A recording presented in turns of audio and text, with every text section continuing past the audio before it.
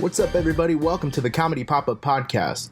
This week, we have a very special live episode from the Big Sky Comedy Festival in Billings, Montana. Now, first off, we just want to say thank you to the organizers of the festival, the staff, and all the comics for allowing Comedy Pop-Up to come and hang out with you guys for 5 days. It was an amazing experience. And also be sure to check out Future Role Model with Natasha Pearl Hansen and The Struggle with Candace Thompson for more live episodes from the festival. Now, on this episode, we have 3 amazing comedians. We have Kira Soltanovich, Matt Broussard, and we also have Kasey Nicholson on this episode. Now, this episode was filmed before the finals, so we didn't even know who the finalists were when we recorded this episode. But be sure to check out this episode with Matt Broussard, Montana's best comedian Kasey Nicholson, and the eventual winner of the 2018 Big Sky Comedy Festival, Kira Soltanovich.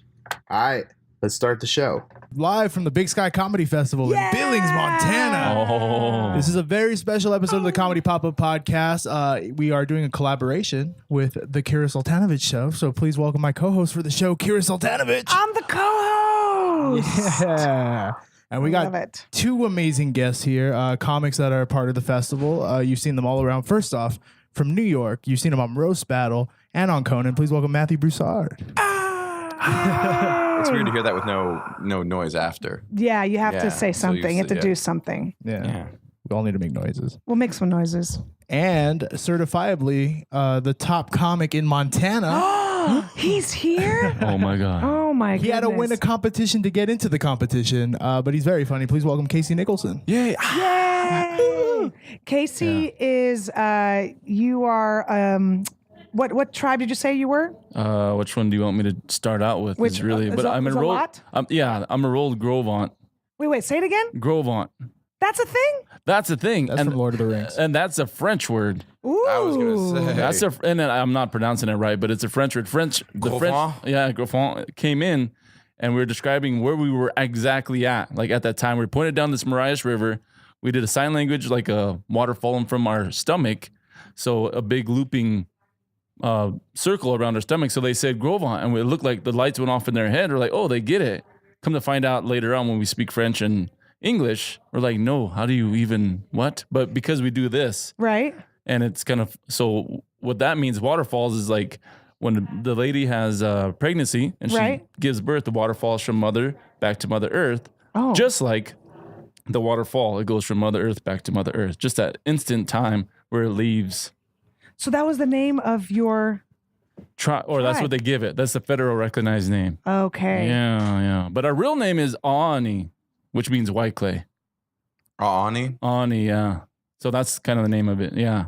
But then go ahead. No, you go ahead. Oh, yeah. And so obviously then there's, I'll give you you ask me, everybody is always asking me, what kind of tribe are you? And I'm like, oh, long story, but we'll just go here. It's a very long story. It is. I'm Ashkenazi. Are you Ashkenazi tribe? Yeah.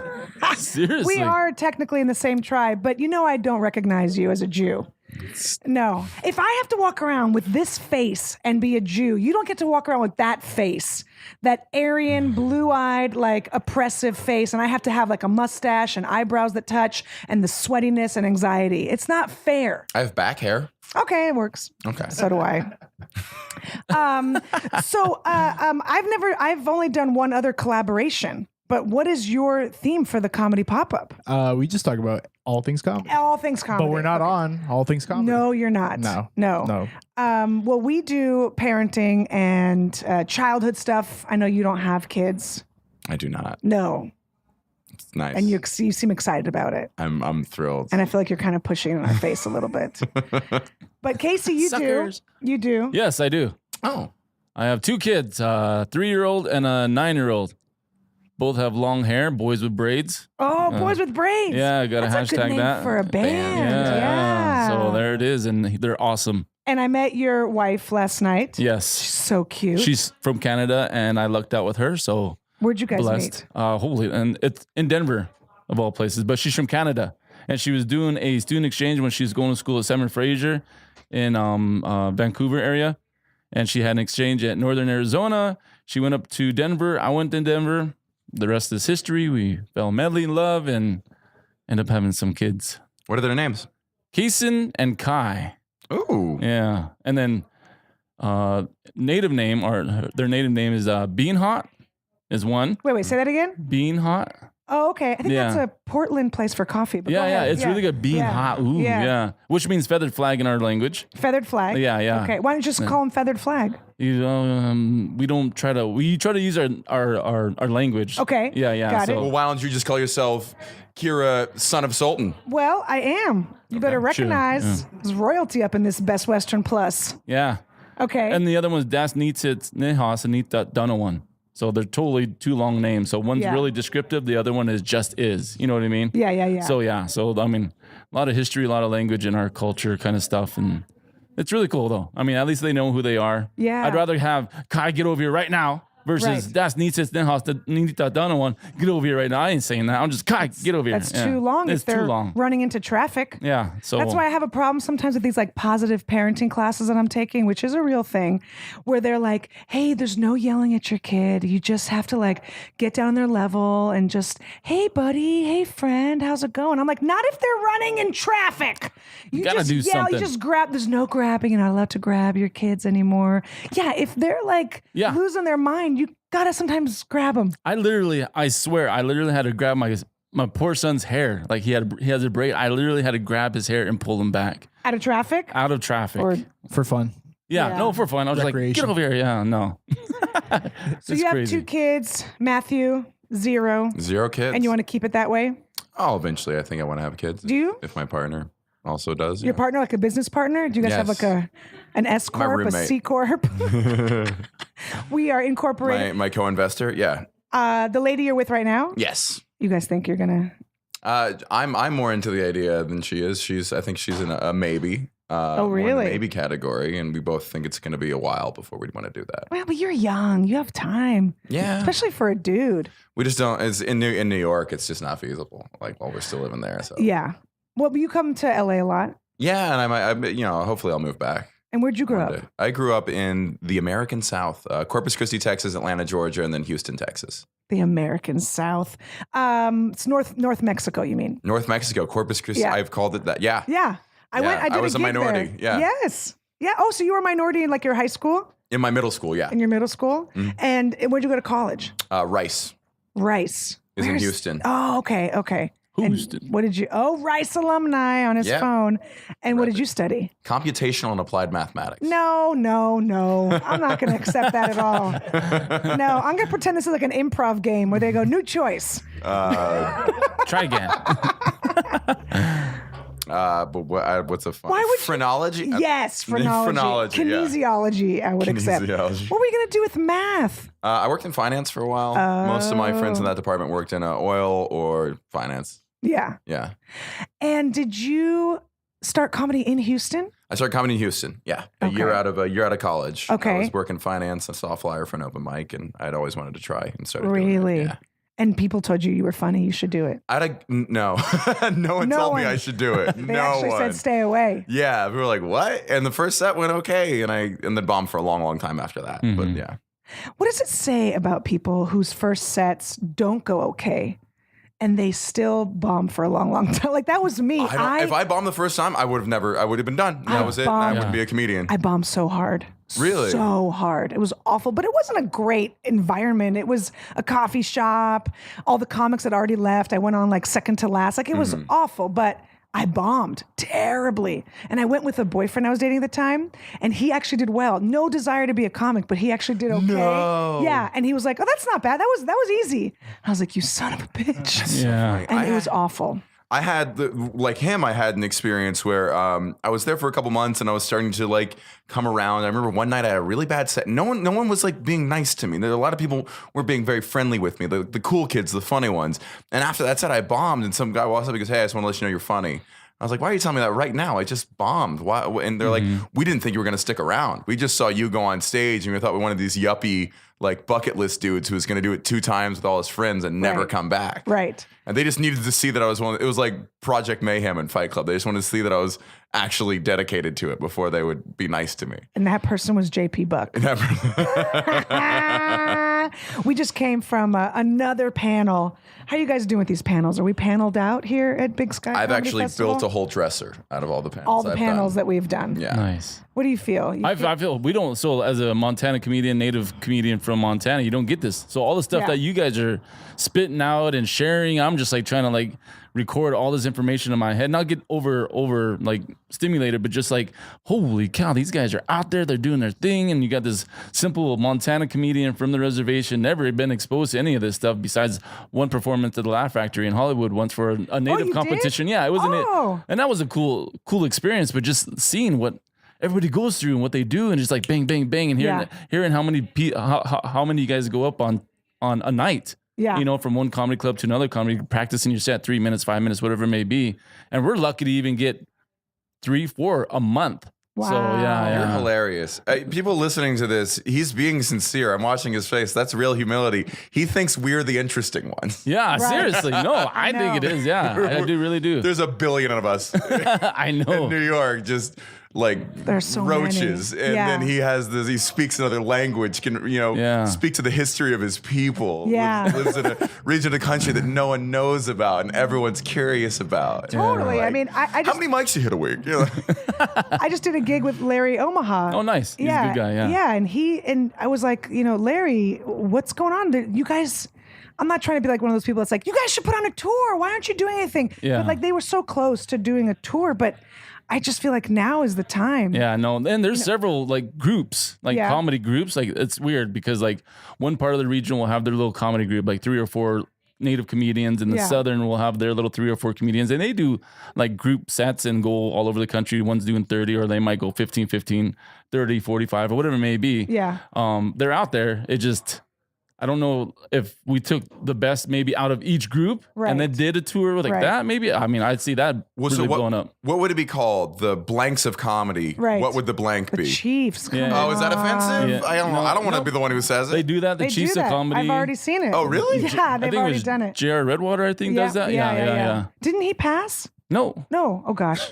Oh my god. No, what I happened? just had a premonition. Take care of yourself. He took a break. Okay. Well, then he's dead to comedy. There you go. You're not going to show up for 2 weeks. Yeah, and You he's take a trying to come back. vacation? Yeah. Okay. No, I know there was a Native American comedian that passed a year or two ago. Charlie Hill. Yeah. He's the older guy. No, not Charlie Hill. Another Oh. one. But he might have just been a local Oh yeah, LA guy. yeah. Yeah. What is first of all, how long have you been doing stand up? Let's I've been ask that. doing since 2010. Same story. Got on stage on a whim. Someone said, "Hey, you're interested in comedy? You want to do like 5 minutes?" I'm like, "What?" In front of like 300 people. It was on a reservation, and I was just like, And in my mind, I wrote a 10-year letter way back when I used to live in Silver Spring, Maryland, and on the very bottom of that was comedian actor, and I got it 10 years later, and I said, "Hey, you never know, this might happen." Right. And about 8 years later, that opportunity came, and you want to do comedy, and I was like, "Sure." What's gonna happen? What's the worst that's gonna happen? Do you remember some of the first jokes? My first joke, I was really trying to stall. When you're on there, you're trying to this and that. Because before this, I've never wrote jokes. Right. This is just going off the dome. This is Right. seriously, what am I going to talk about? What am I going to say? All right, ladies and gentlemen, bring up your first time comedian, Kasey Nicholson. As I go up on there, I'm just like, oh my God, what am I going to say? What am I going to say? And I see this mic stand. And I just think about trying to relate to the crowd. Oh, it looks like my ex, during a summer powwow. I don't know if you guys never been to a powwow. It's really hot. A lot of people dance. We get really, really dark. And I said, looks like my ex. After a summertime powwow, real skinny and just burnt. And everybody started laughing, right? Yeah. And Because people they can relate to it. Yeah, exactly. Yeah. And then from there, I kind of went into a joke that I go off and on for the last 8 years about my mom spanking me. Okay. And how it was traumatizing to me, but I make it in a relatable, and everybody laughed about that. And all this stuff is just going off the top of my head, but yeah. Right. And I killed it. I literally killed it for that That's 5-7 amazing. minutes.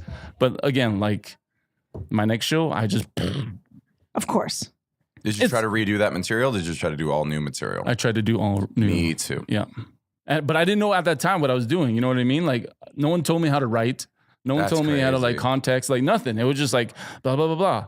Okay, blah, blah, blah, blah, blah. You know what I mean? I didn't know what I was doing. It was really a trial and error because, like I said, we don't have what you guys are doing out there today. We don't have that model to go off. I couldn't call up Larry and say, hey, how do you do this? I couldn't call. Well, I do feel like new comics actually have it a little easier because there is the internet and you can reach anybody. Yeah. You know, when I started, I feel like a dinosaur sometimes. Like there was no, oh my God, there was no. I mean, there was. When did you start?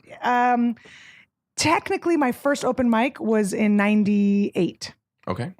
But I was not consistent. I wasn't, writing all the time. And then Columbine happened, I think in '99. Is that when Columbine happened? And I had happened to go to an open mic that night and the comics were doing Columbine jokes. And I was devastated that I was part of a community. And I know people were like, well, if it's funny, it's funny. And too soon.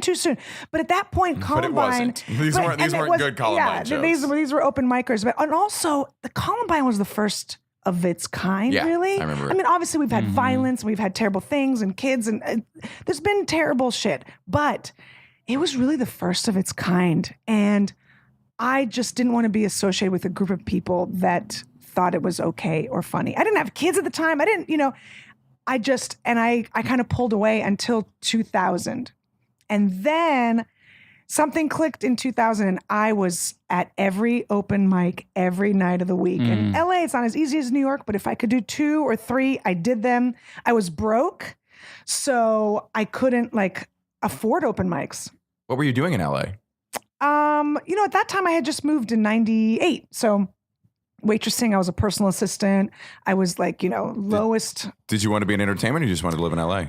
Oh, no, I came to LA to do comedy because in my mind, again, I thought you had to live in LA or New York. I thought that's where you had to start. You specifically don't. You specifically live anywhere else. Anywhere else. Yeah. Now Live on a reservation. I know. Seriously. I tell young comics, oh my God, that's the first piece of advice I would give someone. If there was a Native American comic that lived on a reservation or I'd be like, just create an open mic or create a weekly show or a monthly show in your community first. Find a pond where you can be a big fish. Sure. There was none of this information though back then. There were a couple books you could get. There was I think a magazine, a comedian's magazine, a little leaflet. It wasn't a real magazine. I read that. And that came out monthly, and I read it every month, and I pored over it. And then I just watched as many specials and. I remember when I was a kid, Ha was turning into Comedy Central, and I watched that just religiously.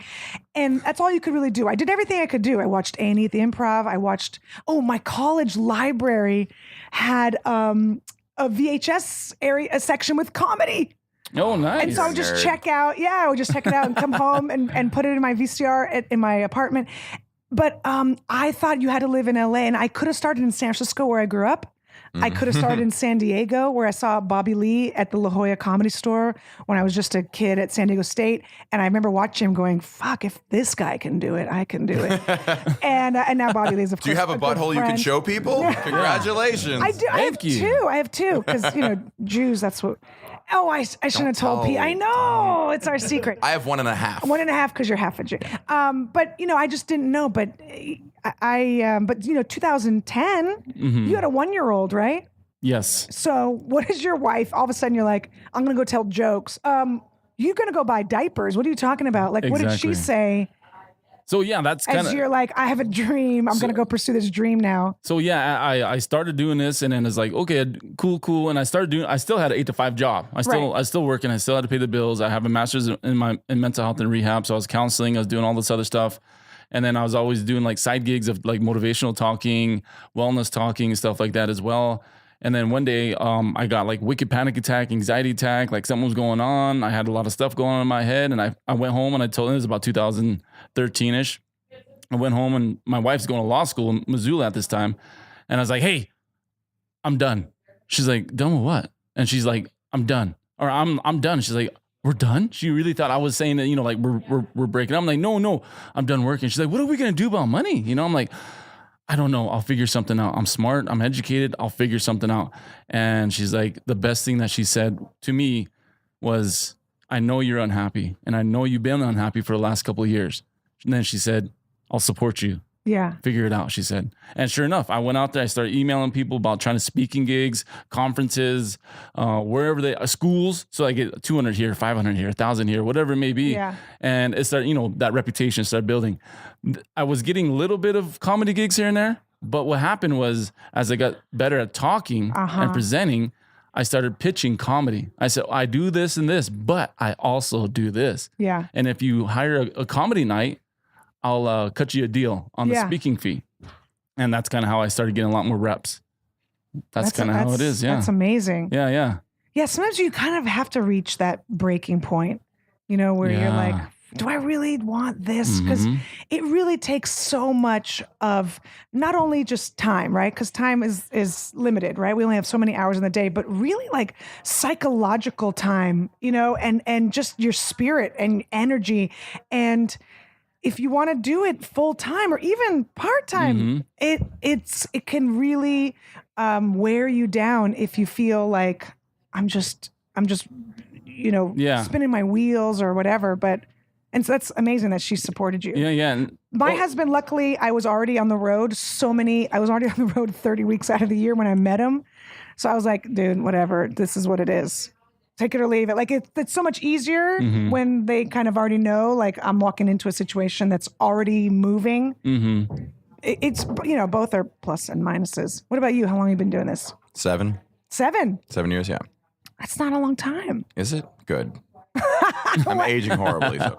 No, you're not. Oh my gosh. I'm fascinated by the people always ask about the transition of moving from getting to the full-time aspect, and I ended up doing both as hard as I could. Oh, and keeping your sanity. One thing I did to keep mine was working in finance, and I was having to study for the CFA, which was just like 3 college course loads, and I had to manage it all on my own. I was studying for that, and I was doing open mics after that, and then working all day, and like weekends going and doing like hosting weekends out of town. And I remember at one point it clicked. This was my only way to survive. I was like, I will become a Daily Show financial correspondent. So everything I'm learning about finance and all the comedy I'm doing can all be for one thing, because it was just so taxing to think all this stuff. If I become a professional comedian, everything I'm doing during the day gets thrown away. And if I don't become one and stay in finance, all this effort into comedy gets thrown away. And I started writing sketches for that. That's great. And I've applied 3 times and been rejected all 3 times. So I know, but that's such a great. Good for you, Michael Costa. But it was a thing to stay sane. It was a thing to stay sane. Do you ever think about taking that to like another platform, like maybe doing something on your own? I've lost enough knowledge about finance now. No. I would have to brush up. I mean, not enough to write jokes about you know more than all of us in this lobby easily. Like I said, I don't know much about finance. But you know what? That is important. I'm not kidding you right now. If you have the wherewithal, you could teach a finance class to comedians, and it would be, mind-blowing. It's undermined. It is not it is the amount of funny stuff in finance. Just the ridiculousness of the whole industry is I think overlooked. Comedically. Of course. Enough movies. They don't make anything. Finance doesn't make anything. They just make money into more money. Yes. And that's it. They just move stuff around. And the ridiculous things that people can turn into investment vehicles. It's crazy. You need to teach comedy. I'm not kidding you. It would comedy be finance. Yes. Maybe, yeah. So we need more panels. We need another panel at this festival. Panel. Yeah. But so many comics.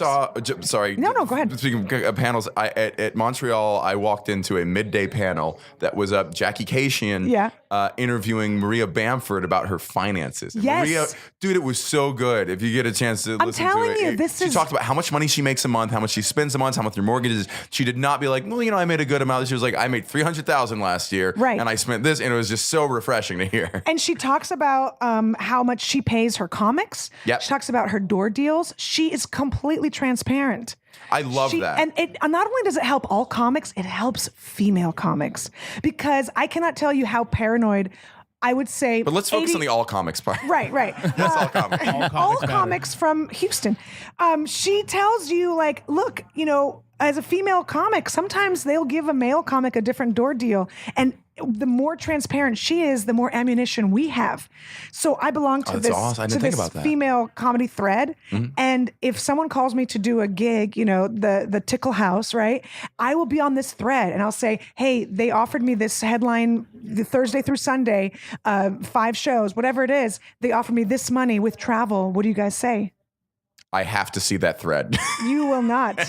If you ovulate, we might let you in. Lori, Jackie. Yeah. It's a great thread. That's awesome. You know which one I'm talking about. Wait, what? Oh, because they've mentioned it on their podcast. Oh, sure. But we are, we support each other. We're helpful. Maria's on it too. Oh, and we tell each other truthfully and honestly.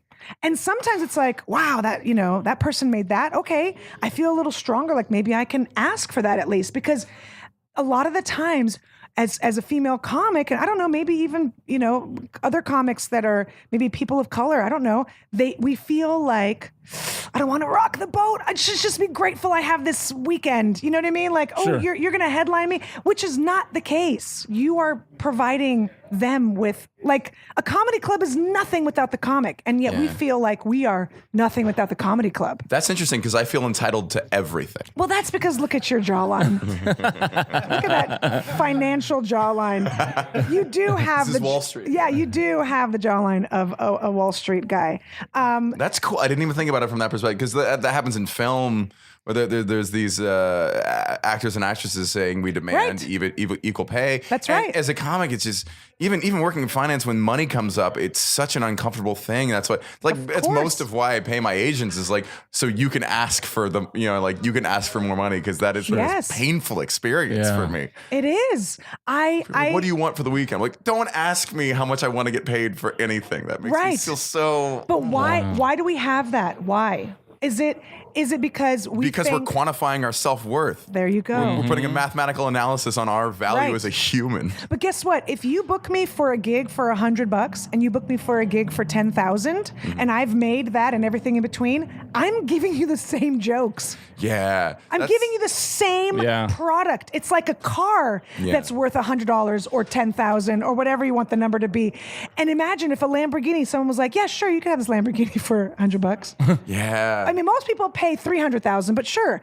I mean, and so it's hard because we are telling people, I'm willing to do it for this, but I need to also do it for this. Yeah. Because we also need the stage time. We also need the experience. We also need to try out a new joke. And it's a mind. I mean, we're here in the lobby, but can you close your ears for a second to the woman that works here? It's a mind fuck. Sorry. Dude, she was so chill with it, by the way. That's how she they just goes, hey, we're in Montana, baby. That's how they greet people at the hotel. Yeah, hey. Welcome to your room. Welcome. Here's a mind fuck. Yeah. So I want to give you a compliment really quickly, Matthew. I know you're not used to these. When we first met, we were talking about a lot of the Me Too stuff and a lot of the sexual harassment stuff that's happening in not only comedy, but the world. And you said something that we do not hear enough of. You said, wow, I've never looked at it from your perspective. Yeah. No, you don't realize. That's rare. Okay. That is rare. How could I have insight into anyone's struggles? I am a Jewish man who passes for German in this culture. Like I had a good education. There's no way I can understand what people if you go would through. take off that uniform and tell your German shepherds to heel, it would be easier.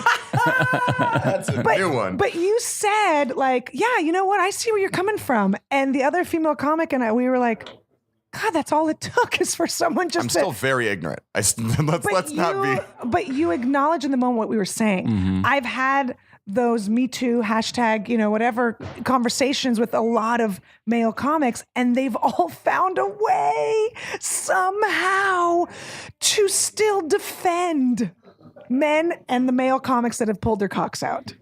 Like they have a way, even right now in the parking lot, right now, after we came back from bowling, yes, they're making us bowl at Big Sky. It's part of the judging, to be fair. That's true. Yeah, it That's is. true. I mean, if you want to move forward, you gotta All-around performer. Yeah. That's what they're looking for here. but even and he's a sweet guy and he's a nice comic. Even he had a way to kind of go, well, like he had a way to defend. And we weren't talking about Louis C.K. or anything like that. We're just talking about like just general kind of inequality.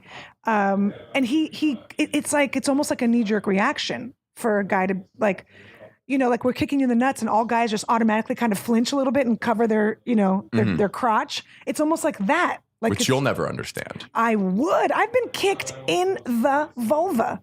Doesn't hurt as bad. Thank you for your correct usage of vulva. What Thank do you mean as bad? It's still a very sensitive painful. place.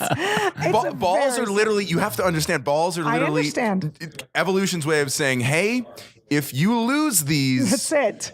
You're as good as dead. Yeah. Protect these the way you would your life because this is your only connection to the gene pool and your only purpose is to contribute to the gene pool. I think it's hilarious. And it's hilarious. Yeah, let them hang out, and so they're so vulnerable. You know what I mean? Like I think you can tell God loves women because he gave women an even chance because he made men bigger and stronger, but then he put our balls in the most kickable place on our body. Right. I think that was a good move. I think so. I think you're right. What am I complaining about? I had a conversation years ago with a guy. I think we were talking about like women's representation in science, and I think I said something as ignorant as like, "Well, there's not many of them. Why is that so discouraging?" And he broke it down for me because he was a half Asian, half black man who had graduated from Yale Law. Oh my and he told me his own personal experience of showing. And this is a guy who he looks like Kumail Bell, like he looks like you buttoned up. And he was talking about his own experience. I was like, well, you can't face much of it. And he goes, I would walk into classrooms and people were like, sir, I think you're in the wrong classroom. Yeah, classes he was in, and he related it to me. In a way that it still made me just try to like realize, and it was if I may expound, the way he related it to me was this. You're gonna laugh at me because this is my idea of persecution. But he said, when you started stand up, were there people who looked like you? I go, no, not many. He goes, how'd that make you feel? I said, it made me feel alone, and it was part of the reason I didn't start it sooner. People that look like you? What do you mean? What do they look like? The trope of stand up comedians is more schlubby. Like Dave Attell type when I was growing up, and then you have more cheesy to say. Seeing Daniel Tosh on stage, I was like, that guy looks like me. Oh, I see. So maybe I just thought, guys like me can't do comedy. Okay, I see what you're saying. Like a good-looking guy. Sure. Yes. Someone puts product in their hair. Right. You know what I mean? And it was a revelation, and just that connection was like, I should really have much more humility when considering how things may affect other people. I see. That's interesting. But that was the connection point. Right. You poor thing. I know. It's so hard to be good looking, isn't it? What's your bit that you're the villain in every... I look like every 80s villain. Every 80s villain. And Dawson's Creek and stuff. I mean, that's even for you. Oh. Case. I mean, there is no representation right now. Huh? No, we're saying this just before we started in the podcast. America. Yeah, seriously. Yeah. No, and what was reminding me is like sometimes even yesterday, I was walking down to the brew pub down that area, and people were looking at me like, just they react to me differently, just probably because I am a native, and it's different. But when it happens at the comedy places I do here in Montana as well. They look at me and they're like kind of like standoffish and stuff. Really? Oh yeah. Because like, oh, you do comedy? Like a native guy doing comedy? Like, right. But when I do my jokes and I do my bit and I do my stand-up, then all of a sudden they're happy and they're like, hey, how's it going? What's so funny? I'm like, it took me to do that, like why can't I just be a normal human being walking down and because you can't, goddamn it. Exactly, dang. God damn. Anyways. I have a question for you. This is racially insensitive, and I'm racially profiling you right now. You didn't come to town on a horse. That's what you're asking. But it is parked around and on the alley. That's why everyone was looking at him on the street. Yeah, he didn't give us the full story. Why don't you have a war bonnet on? Yeah. Did you get into mental health to help your community? Yep. So that's a beautiful thing too is I went through, so that's kind of my transition thing is I went to health and human development to understand family science theories, kind of figure out our people are so family oriented. I wanted to figure out what is a way that we can actually start connecting the pieces because throughout history, we actually became more disconnected, but yet we're still together. It's so weird. Yeah. The connections are further. Like it's not an arm's reach no more. We have to do a lot more work to get connected with you or our family. And I went into mental health to come back and help my people, but figuring I just see this recidivism going over and over, trying out the mental health, the addictions, all this stuff. And I'm just like, what else can I do? And that was part of my frustration and my happiness is I kept seeing the same people coming through. I'm like, what can I do?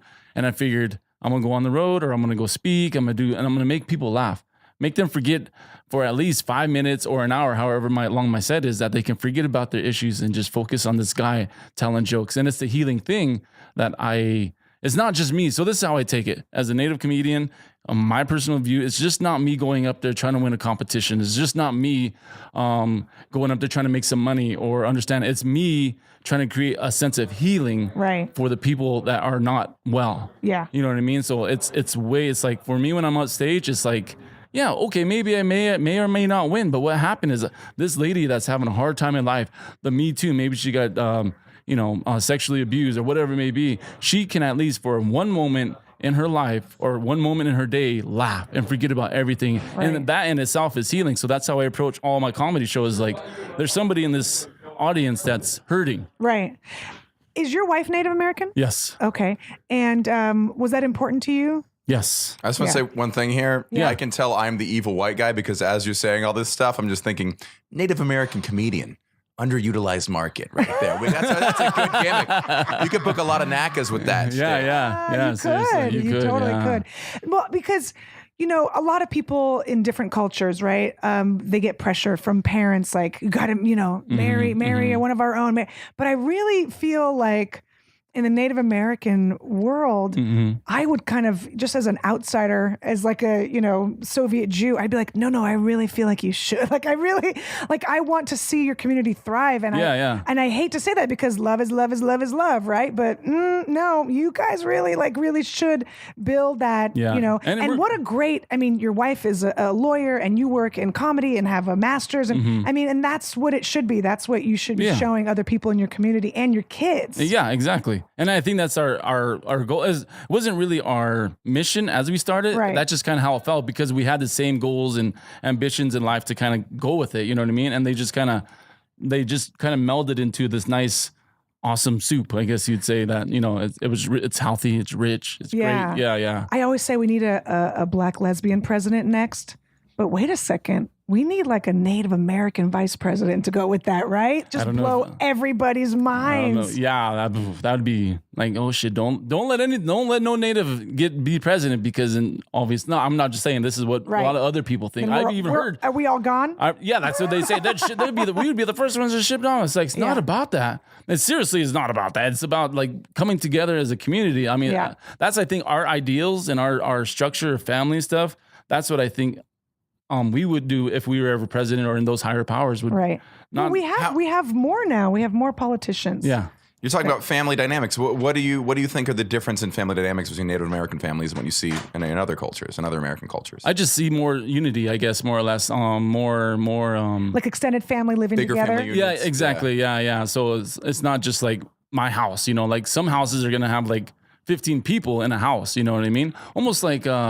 There's some families like that too, like the Indians. They all came over and they all kind of share the same house. And the real Indians, I guess you'd say, not really us, the natives, but that's kind of what I see in terms of. But I see it too with other cultures as well. But Hispanic cultures are similar. Yep. Yeah. Or even I don't know any, but I did just watch Coco.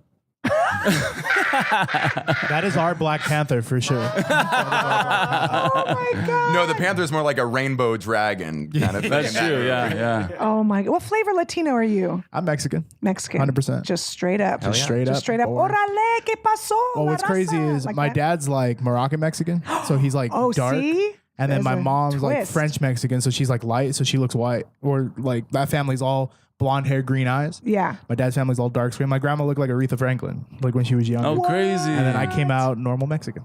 Just right in the middle. Like if we went to Home Depot and got like those old paint swatch sticks, it would just be the normal Mexican, right in the middle. Yeah.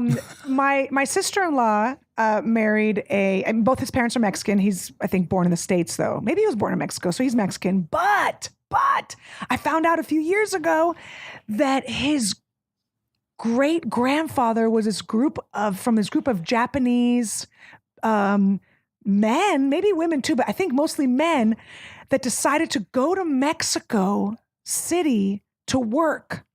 Yeah. Do you know what I'm talking about? There's people my family's from Guadalajara. That's what they're from. Yeah, so I went there. I was there for like 2 months, and there's people there who only speak Japanese and Spanish. Yes. And it throws you off so much. And so his mother, when I looked at her, I was like, oh my God, you do look half because this is why we're all the fucking same. Mm-hmm. Because, okay, she has high cheekbones, a lot of, Aztec, I don't know, like, and a lot of, Latino people can look almost like they're from Mongolia, It's such a huge mix. Yeah. But when he told me that, I was like, dude, that is the coolest thing. You're Mexican Japanese. Are you kidding me? That should be your t-shirt every day that you wear. Yeah. Like, orale arigato, like every day. It's like any other country with colonialism, but like depending on what segment of the country you're in, that person looks completely different. Like even like you guys been to Koreatown in LA. Right. That's half Korean, half Oaxacan, which is a region of Mexico, which is it's like Central America. It's like the Central Americans of Mexico. Really? So that's why they're all 4'3" and walking around. Okay. And, they look very Central American. But then there's definitely parts of Mexico where everybody's like, blonde hair. Blonde, because the Germans. Matt could be Mexican. I'm parts, I think. Oh, come on. You cannot keep adding more shit. My grandma was a cannot Dominguez or something, but it might be Spaniard. Yeah. It's Islano. I think it's like Canary Islands based or something, but Crazy. Yeah. Mixes are the best. I think everyone should be mixing. In an evolutionary sense, absolutely. Yeah, Right. seriously, you got to, Recessive trait. That's why I'm so many different tribes, though, is because Right. obviously, we couldn't do what we wanted to do with our cousins. We had to go out and about, right? What I love about Go on a walkabout. mixes is thinking about like historically. Life started whatever the Fertile Crescent or in like Darfur area, and then tribes kept splitting out. And one day, tens of thousands of years ago, two people were like, well, I'm going this way, and they're like, I'm going this way. And that person's descendants became the British, and that person's descendants became the Native Americans. And then whatever 100,000 years later, they have a kid together. Like they went around the world in the opposite direction and met in the middle. Yeah. Evolution, man, all goes around It's for so real, cool. man. Yeah. Well, I also think that Native Americans, I guess, would genetically be closest to Russians because Hey, that's you where they never came know. from, Yeah, Siberians. yeah. Who knows? Yeah. This is the thing. Seriously, who My knows? mother-in-law's Puerto Rican, so she did a 23andMe. And by the way, is this a funny joke? I did 23andMe recently, and I'm bummed out. The results came back. I'm not 23. All right. Anyways. I was going to, that's the one Someone I forgot. used to write for late night. Oh. I forgot to do that on the drunken show when I did the other new jokes. That was the one I forgot because I was drunk. That was a good twist. We did a drunken show.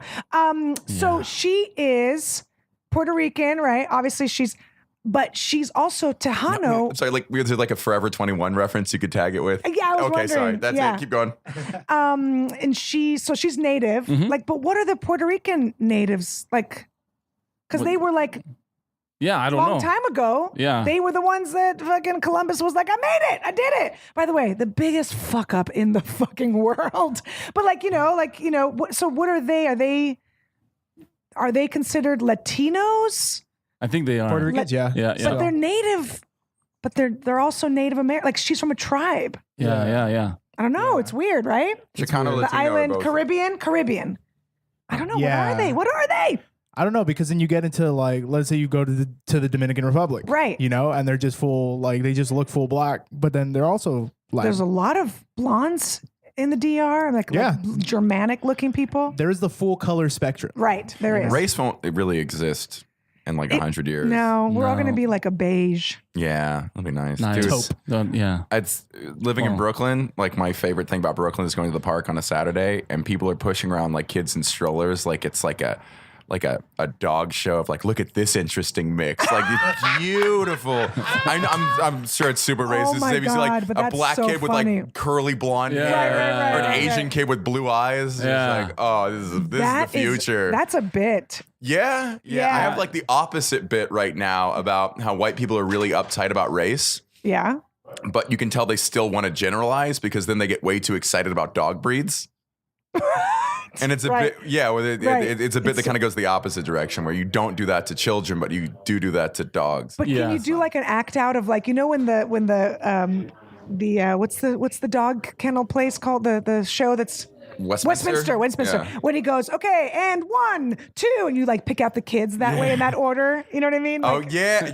yeah, the strollers are running by, and you're like, and 1, 2, 3, Asian kid with blue eyes, and Yeah. that's a funny bit. I think we have to wrap up soon, right? Yeah, we do have to wrap up. Well, Okay. let's ask a couple of festival questions since we're all here. Yeah. There's Hey, you're my co-host. Why don't you co-host? I've been totally... This has been the hardest I've ever worked on a podcast.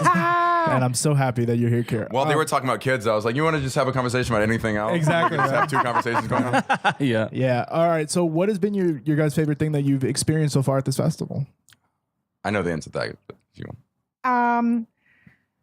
Panels. I'll go. There was a joke writing panel where we all sat around for an hour and everyone did like 5 minutes to hear some jokes I'm working on, and we all tagged it up, and it was so much fun. Oh, okay. I'm bummed I missed joke it. writing. It's I'm bummed so I missed that. fun, and to hear everyone's process and how they come at things and how premises start. I love that. That's was awesome. fun. I do love that too. That's exciting.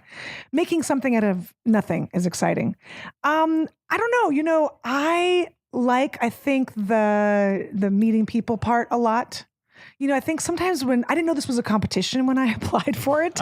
So that part doesn't like excite me too much because I feel like it's like going into an art gallery and saying, okay, it's a competition. I hate it's it. subjective. I hate it. But like meeting people, like sitting down with Matt and meeting, Kasey and you, I mean, you guys I see in LA, but but you just hanging out with comics I wouldn't normally hang out with. And I complain about having to go to the trampoline park, but it forces us to really hang out in a different way. And it is definitely the highlight for me. And of course, meeting industry. But, sometimes I feel like when you meet the industry, they still are kind of like, but don't think we're best friends now. You know what I mean? Like they still kind of have a little bit of like, just because buffer, and so I'm like, well, I could get that in Los Angeles. I saw a Chelsea Peretti interview where she said, like advice I would give to my younger self is that at festivals, the connections you make with other comedians are far more important than far more. The industry. Way more, And there's such a weird phenomenon that happens at like, there's people I've done shows with a dozen times in LA or New York. But there's some weird combativeness when you're in LA and New York. And then when you're on a festival together, you're suddenly best friends. Right. Like, it's right. not, it's nice. I don't want to speak for all of New York, LA comics, but we really love everyone that comes from New York. I mean, I very rarely feel like anyone is like, fuck you. Like, we're always like open arms because we're so used to. What's it like doing stand-up when you want to? It's because LA comics are too busy hating LA comics. They don't got to hate New York comics. I'll be honest. I feel like there's been a huge shift because I have been in this for a long time. When I first started, there were some absolute animals, like just rude, obnoxious. They were trying to sabotage everyone around them because they were based in fear. They just were living in this place of fear. Like, there's not enough, there's not enough, there's not enough. I think now we all know there's enough. I mean, every day there's some sort of new network or streaming thing or a Netflix or a Hulu or an event. There's so much. I really wish comics would drop the feeling of there's not enough because there's too much almost. It's like rap. It's like rap now where like every rapper you've loved, if you pick two rappers you've loved, they've done a song together. Like that's how comedy started to work, where everyone collaborates and writes together. I think it's the way to go. And I know that I've given comics, I will, if anyone ever approaches me, I will help you with my resources easily, as quickly as I can, as best as I can. I've never had a problem referring anyone to an agent or a manager. Even this week, there was a comic that was like, I want to get a college agent. I was like, I'll send you mine. I don't go out for colleges anymore, but here's her information. Like, I have no problem. I think the people that live in that, like, well, if I give you my manager's name and number and they work with you, then it's less work for me. No, it's not. Yeah. We are completely different. So much work, there is so much. And it's just a matter of like, literally, I'm not trying to get too like esoteric, but like just reach out and get it. It's there. And I think people stop. We stop ourselves sometimes because we feel like, oh, it's out of my reach. Oh, well, I can't. Oh, well. And also, if you're a young comic, if you come up to a more seasoned comic in person, not online, in person, and say, hey, do you have any advice on blank, or can you tell me your story with blank? You are doing them a favor. You are making their day. To be like, I think it's a compliment. Don't be like, how'd you get blank? But like, ask them if they have any, thoughts on them. People love to talk about themselves, especially comedians. So. Yeah. I mean, I usually say go fuck yourself, but if you catch me on a good day. That's when I asked, Kira, can you do the show? She was like, no. And then we're going, no, I'm just joking. Did I say that? Just completely only been polite and professional with you people. Kasey, how about you? Oh, hey. I feel like that was some weird allegory about the country. Just push him aside. No, push him aside. My favorite thing is out of this whole thing, obviously, is you guys all coming in, industry, other comics, and realizing like, it makes me even more appreciative of what I'm doing in little old Montana or big old Montana off my own little reservation, and realizing I hope none of you guys take what you're doing for granted, because you guys have so much opportunity. I mean, I do too, but you guys have so much access, and the things you've already done, is helping me as a native comic take that back to a dreamer on my res, saying, I met so-and-so, and I see this person, he was on Conan O'Brien, or this person's Showtime special, or whatever. I met them, and they're really cool people, and they're awesome, and they're working, and they're thriving, and I competed against them, and I did the set with them, and I jumped trampoline with them, and I could tell them all this stuff, and this little kid that's watching, that's a 13, 12-year-old kid that's wanting to do comedy, saying, you met them. Yeah. So I'm carrying all this energy, I guess you'd say, that I'm gaining for sure. back to a dreamer, and saying you can do it. Just because you're on the res doesn't mean you can't do it. Look at me. I'm here. I'm doing something, I'm doing something awesome and positive, and it's attainable. We just gotta figure the ropes and all the stuff you guys are saying today in terms of like the definitions and the words and the processes, and a year after submitting your tapes, and it just so we did a late night panel. Exactly, all the technical stuff, total asshole. Yeah. But I mean, just like whoa. So that's kind of all the information I was really happy with. Tell that 13-year-old kid on the reservation to book a monthly show and to hire us. That's all we need. Okay, I got you. We'll get you. And if you look on television and you don't see anyone who looks like you and you think, oh, I shouldn't do it, that means you should definitely do it. And that's what's driving me. If everyone looks like you, that's a bad thing. If no one looks like you and no one has your story, you are set. Yeah. It's just a matter of getting that. You know what I mean? Like in terms of set and material, like, okay, what do we got to do to get into that industry? You know what I mean? Into that opportunity. You know what I mean? So that's what I was doing on this one, just really taking notes of, okay, clean, set, clean the fat off, all this stuff. And I'm just like, because I feel like I do have an opportunity to get into that because no one looks like me. The jokes I have, no one really tells the jokes I have. You know what I mean? Yeah. It just takes a while for everybody to get like, oh, you know what I mean? So. Woo. And in that situation, it's a little harder, but when it pays off, it'll pay off more. Yeah. That's how I feel. Yeah. Awesome. Well, thank you guys so much. As a younger comic, I love sitting at the table and like listening to you guys talk about stuff. I'm going to take this back to my reservation in Pomona, California. There you go. We're going to go there. Please share. I will spread the word. But I want to thank you guys one more time. Matthew Broussard, Kasey Nicholson, Kira Soltanovich for co-hosting. And by that, I mean hosting. Because thank you so. No. That was awesome. Trust me, I was happy in this quarter. Like, yes, continue. This has been the Comedy Pop-Up Podcast, and also the Kira Soltanovich Show. Keep it crispy.